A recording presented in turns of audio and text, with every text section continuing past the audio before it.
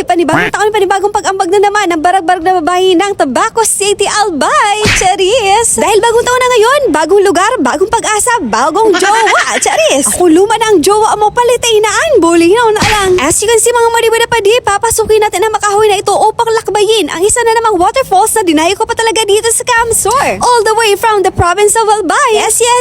O diba, nasa kabilang probinsya na tayo but still in Region 5, Bicol Region. Baka lang sa masunod, nasa probinsya na kita kang China, Charis. Baka sa probinsya kang American grocery, my goodness. O baka naman sa Hong Kong, pero sa ngayon, Hong Legazpi City mo na kita. Linaw na lang pero libre, bansa na ang mangarap na mangarap hanggang sa ito ay matupad. Syempre, sipagan din natin mga madibada pa di. Bago ka nga pala makadiretso sa waterfalls na yon, kailangan mo munang humaling sa kahoy na ito. O diba, ang ganda naman talaga ng paligid dito. Sino dyan may gusto ng kiat-kiat libre, bansa na ang budo digdi. Ang daming bunga. Mabuti na lang talaga at pumabor naman sa akin ang weather sa mga oras yan. Ilang araw na rin kasing bumubuhos ang ulan dito sa Bicol namin, na para bang luha ng isang broken-hearted, hindi na mapigil. Sa Maria Joseph, hindi naman gaano nakakapagod ang paglakad-lakad dito pababa kasi, pero ewan ko na lang talaga mamaya paakyat. Good luck na lang talaga sa akin. By the way mga wadiwada pa di, first time ko nga lang pala pumunta dito at itong waterfalls na pupuntahan ko, isinerge ko lang sa Google Map. Yes.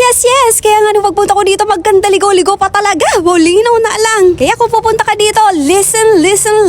Alright? Wag na wag. As in, no.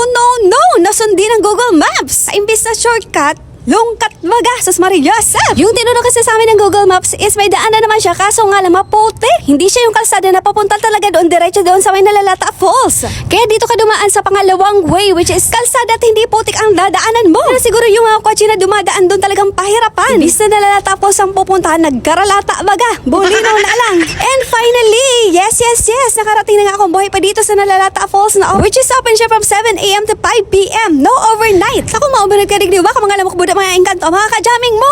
And look at that, beautiful falls. Pero hindi ba yan ang highlights ng Nalalata Falls na kung sa kanta ba sa pelikula intro pa sana yan mga madibada pa din. At wala pa tayo doon sa exciting part. Kung titingnan mo nga pala sa video, medyo may slight na nakakatakot ang ambience. Parang ramdam ang energy ng mga elemento. At mabuti na lang talaga, takot sa akin ang mga elemento na yan, Charis. At tatawid ka nga pala muna dito sa bamboo bridge na ito na kung hindi ka magluluway-luway, ewan ko na lang talaga baka maaga mong ma-meet up si San Pedro. Good thing naman talaga mga wadiwada pa din na nasa 41 kilo lang, si Bulinaw na alang. My goodness! At hindi na nga nadagdagan ng timbang simula nung nagpasko ba New Year. Medyo umaalog-alog pa nga yung bamboo. Sana all umaalog. Mabuti lang at matibay naman ang pagkakagawa ng bamboo bridge. Hindi tulad ng relasyon ng iba dyan, marupok. Konting problema lang, wasak na agad. Charis lang, B. Nasa taas pala nito ang cashier o yung babayaran mo ng entrance fee. At ang rate nga pala ng mga cottages dito is nagsisimula sa 300 pesos. At advantage pa nga dito mga wadiwada pa di kasi napapalibutan siya ng mga kahoy which is hindi ka iitim sa pag-swimming. Kahit mainit yan, dati naman sa nakitaong maitong. At sa mga oras nga na yan, medyo konti pa lang yung mga naliligo. At sa mga oras nga na yan, papunta na ako doon sa may cottage na i-stayhan natin. Siguro mali dito kanina kasi basa yung paligid. Pero I'm not sure kasi hindi naman dito masyado palang nasisinaga ng araw. Ito nga palang first kauna-unahang malayong lugar na napuntahan ko ngayong taong 2026. At mabuti na lang mga madibada pa di kahit napakalayo na lugar na itong pinuntahan ko, straight pa rin ang buhok ko. Ay, sas! O diba? Ang ganda!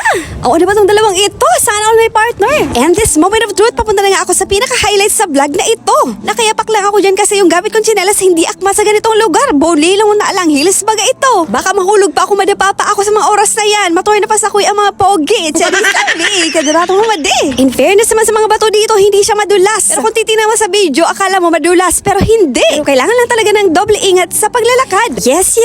Mga madibada pa di excited nga akong ipakita ang Nalalata Falls which is located dito sa Bula, Camsor. O wag na wag kang kukurap ha. In 3, 2, 1. Ayan na po mga madibada pa di ang pinakamagandang Nalalata Falls na hindi siya picture versus reality, as in napakaganda. Ang ganda. Super as in. Grabe. Gravity. Sulit naman ang pagod sa biyahe at ang pagkaligaw-ligaw kung ganito magaganda na waterfalls ang makikita mo. Kung sa parcel na order mo, what you see is what you get. Maganda dito mag-picture-picture, video shoot, photo shoot. Bawal na bawal magpa-shoot. Kahit na medyo matutulis sa mga batong naaapakan ko, hindi ako makakapayag na hindi yan mapuntahan. Andito na naman kasi ako. Sayang naman ang effort ko kung hindi ko siya masilaya ng malapitan. At 100% sureness na warang nagbabalantoy sa inutan. Sa mga oras nga na papunta na ako sa unahan. Luy-luy as in dahan-dahan. Baka madulas ako sa mga oras na yan. Ayoko pa naman ma-meet up sa San Pedro na maaga. My goodness! Kung titingnan mo sa video ang falls, ang ganda ng bagsak ng tubig. Yan ang tinatanggap kong bagsak, hindi bagsak na grado. Charis ang B. Kung baga malumanay, gentle ang sarap masarap tingnan sa mata. May iba kasi mga waterfalls na ang bilis ng bagsak ng tubig. Medyo may sakit factor sa ulo kapag doon nga nagtangod. I don't know the Tagalog of tangod. Buliho na lang. Kaya naman ito ako ngayon kahit hirap na ako sa buhay. Malapit lang ang falls na ito. Go, go, go lang. Siyempre, nandito na naman ako. Gusto ko siyang malapitan talaga as in. Nakita ko nga kanina na may mga umaakyat yan na mga kabataan na pag-asa ng bayan pero hindi ko sure kung kaya kong akyatin ito. Ang struggle lang talaga sa paglapit dyan is yung mga matutulis na bato. At ang pinaka main purpose kung bakit gusto kong lumapit dyan is ang mag-picture-picture. Yes.